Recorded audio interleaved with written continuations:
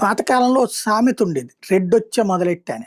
కులాన్ని విమర్శించడం గాదు గానీ, దానికి అనుగుణంగా కొన్ని ఇవి కూడా స్కిట్స్ కూడా వేయడం చూశాను. నేను ఇదివరకు మాకు తుమ్మలపల్లి కళాక్షేత్రంలో పెట్టినటువంటి దాంట్లో. ఏంటంటే, ఓ ఊళ్ళో అప్పట్లో రెడ్డి గారులదే రాజ్యంగా ఉండేది. ఓ రెడ్డి గారొచ్చారు. అప్పటికి ఈ ఏది భామా కలాపమో ఏదో జరుగుతోంది.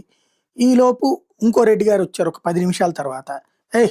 పెదరెడ్డి గారొచ్చార్రా మళ్ళీ బిగిన్ చెయ్యి" అంటే మళ్ళీ మొదలుపెట్టారట. అట్లాగా ఇంకో రెడ్డి గారొచ్చారని అట్లాగా అందుకని రెడ్డొచ్చి మొదలెట్టా అనే సామెత. బట్ అది రెడ్లని వెటకారం చేయడానికి వాడి ఉండొచ్చును గానీ, ఈ సామెత ఇప్పుడు జగన్ కేసుల విషయంలో అయితే నిజమవుతుంది.